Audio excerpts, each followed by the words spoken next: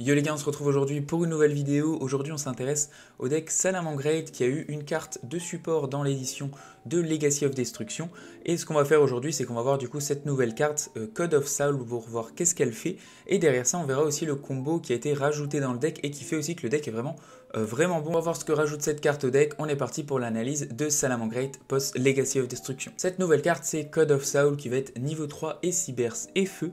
Au niveau de son effet, son premier effet, si on contrôle un monstre Link, on peut invoquer spécialement cette carte depuis notre main.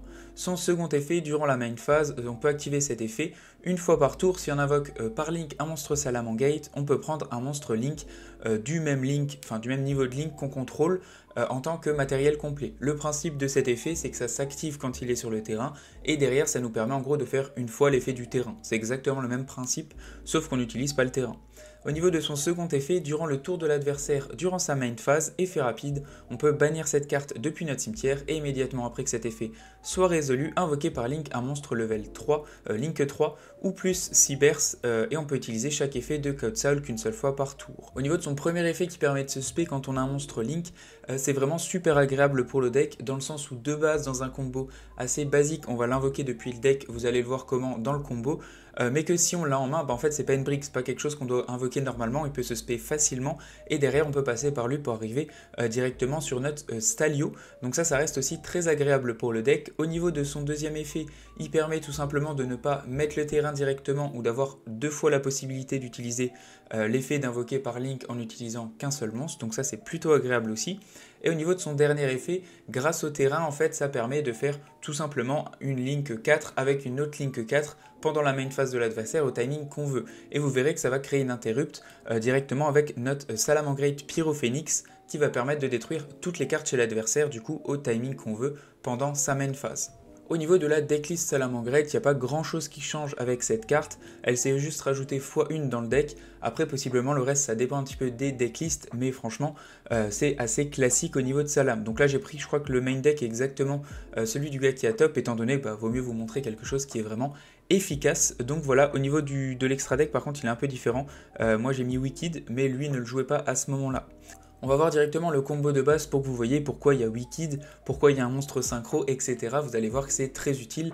On est parti. Pour réaliser ce combo, il va vous falloir du coup Spinny plus Gazelle. Donc en soi, c'est vraiment pas très compliqué à mettre en place. On va invoquer normalement notre Spinny et on va passer directement par notre Link Feu Lynx comme ceci. On va activer l'effet de Feu Lynx et activer directement l'effet de notre Gazelle pour se spé.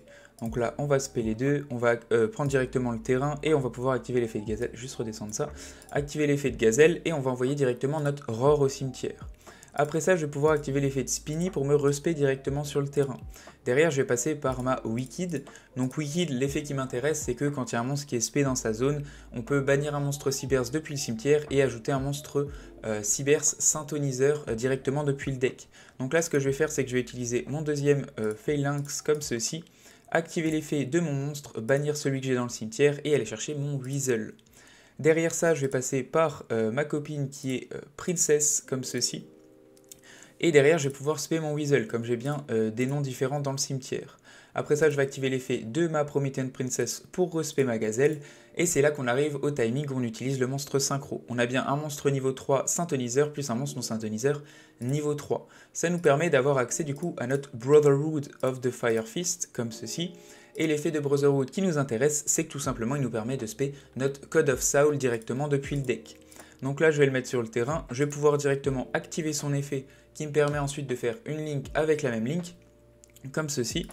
Derrière, je vais passer du coup sur mon monstre Pyro niveau 4, je ne vais pas activer l'effet de Weasel, mais par contre là, je vais pouvoir repasser par la même carte, et à ce moment-là, je vais avoir trois effets qui vont proc.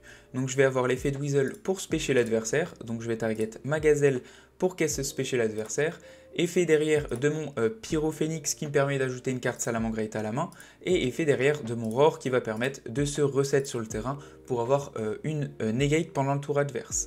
Au niveau de ce que vous allez tuto avec votre Raging Phoenix, tout dépend un petit peu de ce que vous voulez. Vous pouvez prendre un circle pour avoir du follow-up, prendre une rage pour avoir plus d'interrupts pendant le tour adverse, ça dépend un petit peu de vous. Là pour le coup je vais prendre rage juste pour l'exemple. Et derrière, j'ai invoqué Gazelle.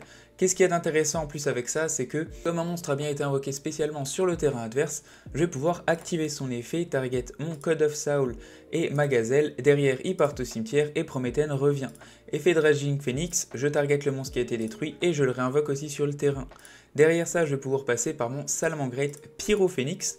Au niveau de l'effet qui nous intéresse avec Pyro Phoenix, c'est quand on l'utilise lui-même pour refaire une link, on va pouvoir détruire toutes les cartes sur le terrain adverse. Donc là, ce que je vais faire, c'est que je vais pouvoir activer mon terrain, set ma rage, et derrière, je vais dire end phase. Au niveau du tour adverse, vous allez voir qu'on a vraiment pas mal d'interrupts, donc on va là en main phase. Au niveau des interrupts qu'on a, on va avoir déjà notre roar et notre rage qui est déjà pas mal. En plus de ça, on va avoir notre Promethean Princess qui va nous permettre potentiellement de détruire une carte chez l'adversaire. Et en plus de ça, on a Code of Saul, donc on peut l'activer durant la main phase. Je vais le bannir. Et derrière, je vais faire un Pyro Phoenix avec mon Pyro Phoenix, ce qui me permet d'activer son effet et de détruire toutes les cartes sur le terrain adverse. A noter que pour ce combo, il y a quand même plusieurs possibilités. Je vous ai montré la matière simple, mais en soi, vous pouvez avoir aussi une Circle en main et pas forcément passer par Wicked. Il y a vraiment pas mal de possibilités pour arriver à cette finalité-là, ou alors pour passer quand même par ces monstres-là et finir sur un autre board, ça arrive aussi. Ma conclusion au niveau de ce nouveau support pour Salam, il est clairement excellent, même le deck s'est clairement adapté pour pouvoir le jouer et pouvoir stabiliser le fait qu'il arrive sur le terrain.